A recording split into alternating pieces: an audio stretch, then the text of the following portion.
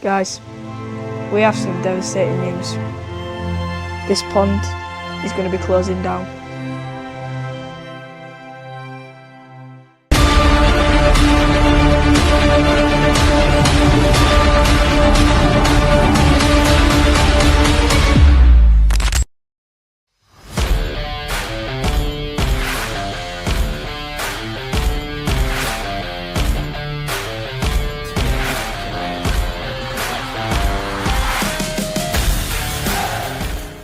Guys, it's the end of an era. Our pond, which we spent countless hours digging and making sure the fish had a really good home, is closing down today. But we are making room for a bigger and better pond. So some things we'd really like to change in our new pond. We'd like a proper skimmer. We'd like an overflow because we don't currently have one of them, and every time it rains we do have to run out and reduce the water level, so that's something that we really want to make sure that we incorporate into it. And we don't want this pipe work in it because at the moment from the drain we must have about 12 metres and multiple bends to go up to the filter up the back there, so it's very inefficient. When I hear of people running 10,000 pumps at 50% and we're running a 20,000 pump at about 60%, so we'd like to make it more efficient to run. But what we're going to do is we're going to set a swimming pool up and we're going to move the filter today, ready for the new build. Now we have already started purchasing things, as you can see behind us that we've hidden out the last few videos. We've got a massive pile of blocks. We have already bought a bottom drain and we're drawing up how we want it right now. But the first thing is we need to clear this area. We want to completely clear the land, get everything knocked out that we don't need. So we need to set the fish up a new home at this side. Ready? Ready. So we've got a bit of carpet to put down on the grass so it doesn't damage the underlay. Just got it off Facebook Marketplace. Someone giving a bit of a carpet away on the next street, so I thought it'd be good to stick down first and make sure that it for one, we don't have to cut the grass around the pool, and then there's nothing sharp in the bottom of it. We bought this Best Way pool to put the fish in, and it was recommended to us by Scrags. Yeah, it's a 3 metre circle swimming pool and holds just under 5,000 litres. So we're going to put this up now, and hopefully that bit of carpet's big enough. I don't think it is, we might need a bit more. Let's give that a go now. I know the dog has got other ideas on what he thinks he's doing with this carpet. Ready. Right, there's no turning back now. I'm about to start cutting pipes. But what we did do is we left the pump on, the valves at the top closed, and the hose pipe connected to the Tempest.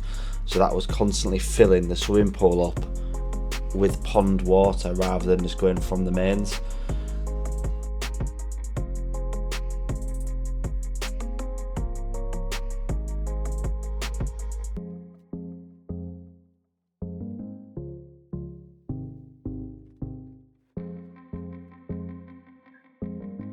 It's done. Well, we're getting there, guys. So we have a temporary nexus with a temporary bottom drain, and we've got as much pond water as what we can get in before we need a lay flat pipe to pump the rest out. Dog's on guard duty. Fish are about to be moved across. They're in there in a foot of water. We're going to do that now, get them in there, and then we've got electrics and float switch. But my word, we haven't filmed it because we have been running around trying to get bits done. I've even actually sent Leo today to screw fix on his push bike to get stuff while I was getting it working. But once we've got the fish in and I'm a bit less stressed, I'll show you around and show you what our plans are.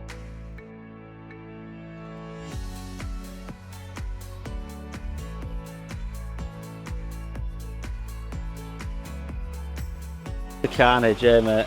I know. Fish are in. Everyone looks alright, a bit stressed, but... Which one was the hardest one to get in the net? The tancho just did not want to go in at all, but So far, so good. We're just getting Grandpa to bring some lay fat pipes so we can get a bit more of the pond water in there. But I've had to do some bodgery today just to try and do that. Just cutting bits of pipe just so we can pump a bit more water through into there. I'm nearly ready for a bit of a rest, to be fair. I'll get that in now. All I need to do is get some electrics wired up over there and get a float switch in, and then I'll be mega happy. All up and running, and I've got the return underwater and they are swimming at it like nobody's business. I don't think they've ever had flow like this, but they're absolutely loving it. One thing I have done is I've CT1'd these bungs in because I didn't really like the look of how much of a mechanical filter there was. I've got a waste to do tomorrow, but my air's on. Got some air from the ear and my air from my moving beds on. So for tonight, the net's a bit rubbish until I get a new one. But for tonight, it'll do. They're in and they're happy. Catch you tomorrow. Morning, guys. Right, the fish are happy. They are frantically swimming towards the return. Some of them are even trying to go into the 4-inch return and letting it cruise back to them, but they're all swimming around in a line like that, so they're happy. Next socket we've added in, that's enough electrics done now. The air's sorted. We've got the cactoily on with the other part in the house, and we've just plumbed the waistline in just to fire into the flower bed. That's about as much as what we intend to do today. The one thing we do need to do is order a net so we can get the feeder back on. So me and Leo are just going to give that a measure now. There's the corner, there's the inside corner. Inside, outside. Yeah, that net. Look at that fish, it's fully in the return.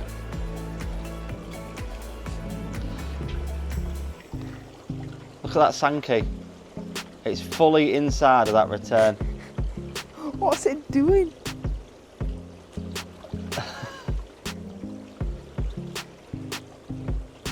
Loving life, innit? Get out of there. So we've just been to Humber Koi and picked up this net. Nice cheap net, goes over the full pond. You don't have to have them big things that can fall over. Tie wrapped it round most of the side and then just hooked it over here so I can still get in if I need to. One thing that he gave me, which did fit to be fair, is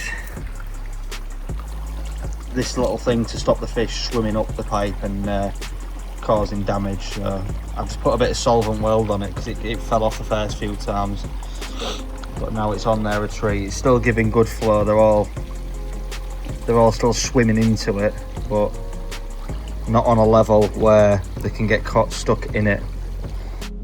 So the koi are cruising around. Look, it's bank holiday weekend, and what we're going to do is to start doing a bit of land clearance. We've still got water that needs to be pumped out of here and plants that we're going to give some to Niki's dad for his wildlife pond and put some in Nick's. We're going to take the filter shed down, put in the bar what we need to keep and get rid of everything else. Today is all about clearance. The madness begins.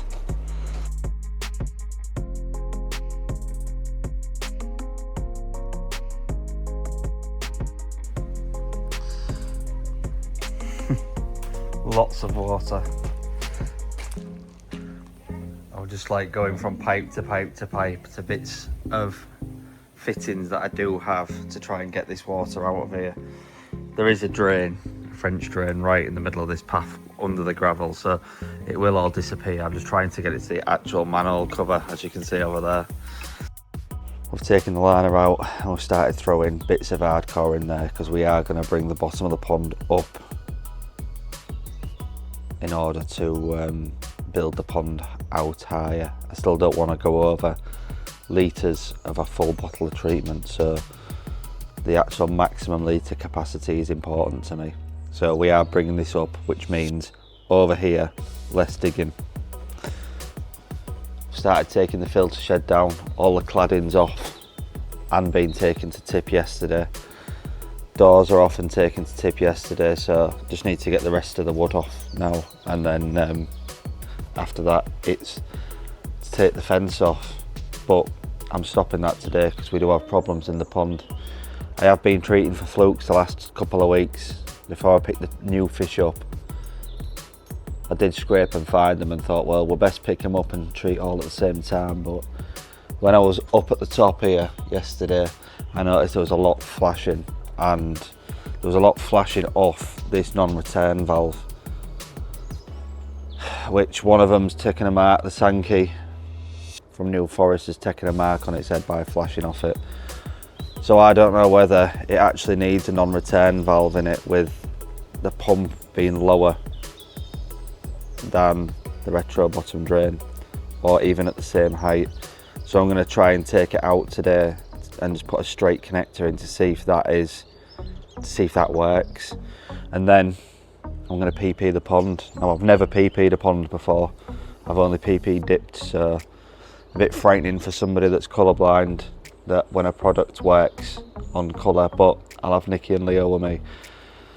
I've got advice from a couple of people who know who they are, and I'm just going to have to go with it and then treat after that, because I'm pretty certain the fluke treatment that I've used, the Lennox, says it can only go down to 10 degrees, and it's been dipping low on a night. So let's get to it. The first thing I need to do is try and get a straight connector for this before it's got PP in it, and obviously screw fix and tool station are closed today. It's always good when you can go to a koi dealer at 7:56 on Easter Sunday and they'll open the doors and give you the stuff that you need to do a treatment. Hats off to him. I text him, wakey wakey, hands off Snakey. Early, and he just put come round. He's a good lad, is Stu. So let's go and get the bits we need from his shop, and let's get this process started.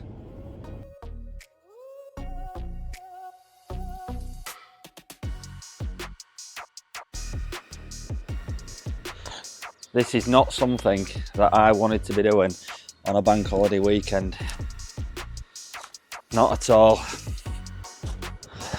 Just turn the pump down, not off, because I don't want it to lose priming.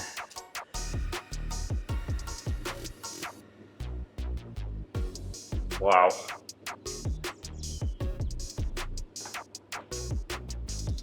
My God, that is like ice.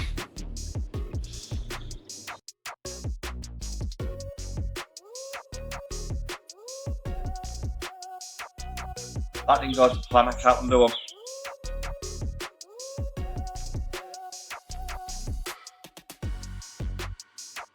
Right guys, take two.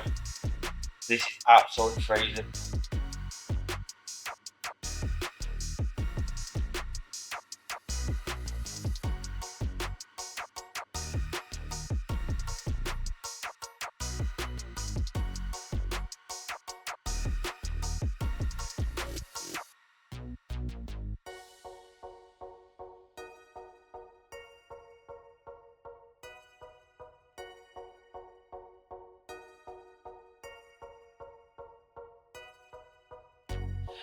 Right guys, you're gonna have to bear with me, I need to go inside and get changed. I'm absolutely frozen.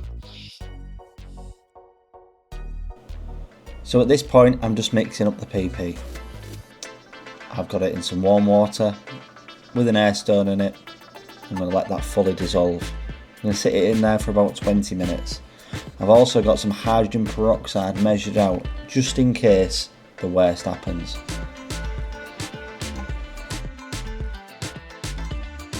So I'll pop the air on, full bore, peel the net back,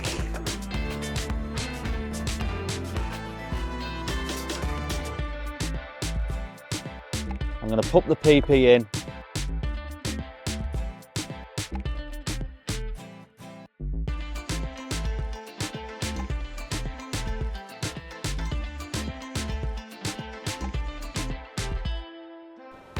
good morning, it's the weekend after. PPing went well, stayed in the pond for a couple of hours. I was happy with that.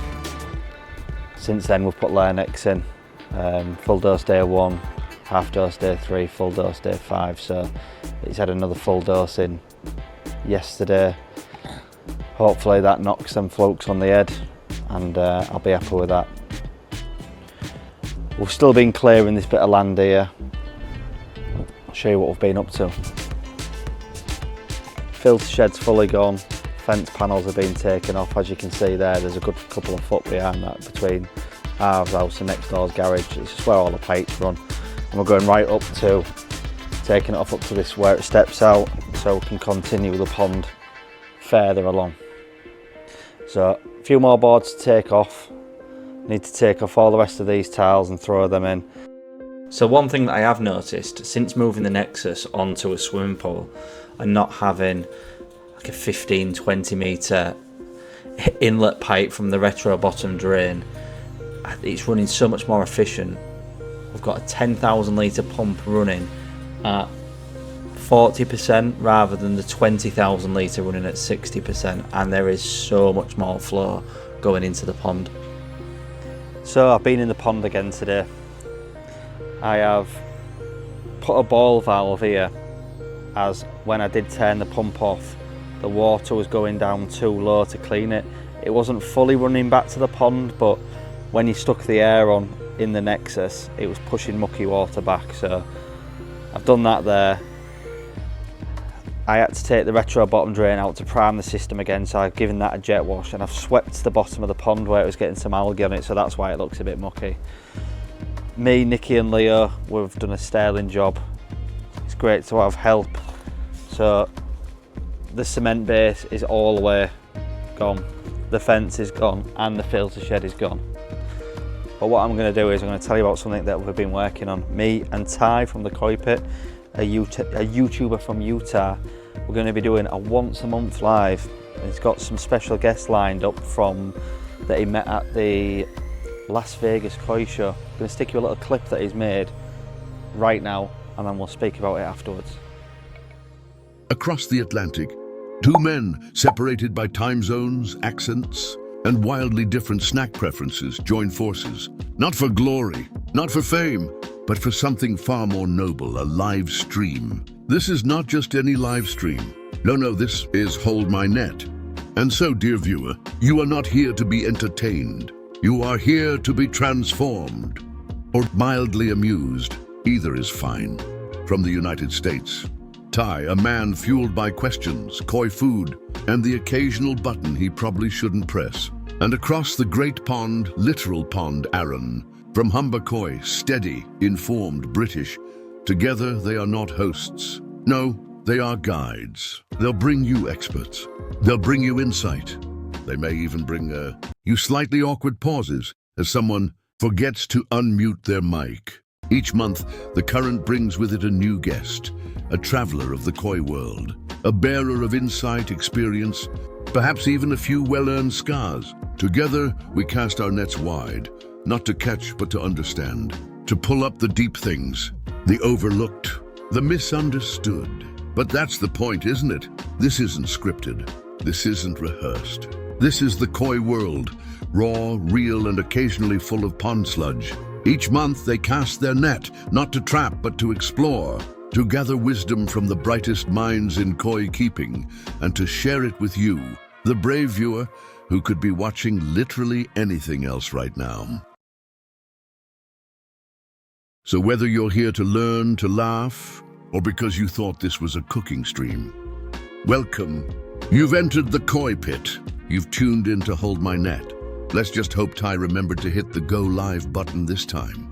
But if not, that's what Arron's for.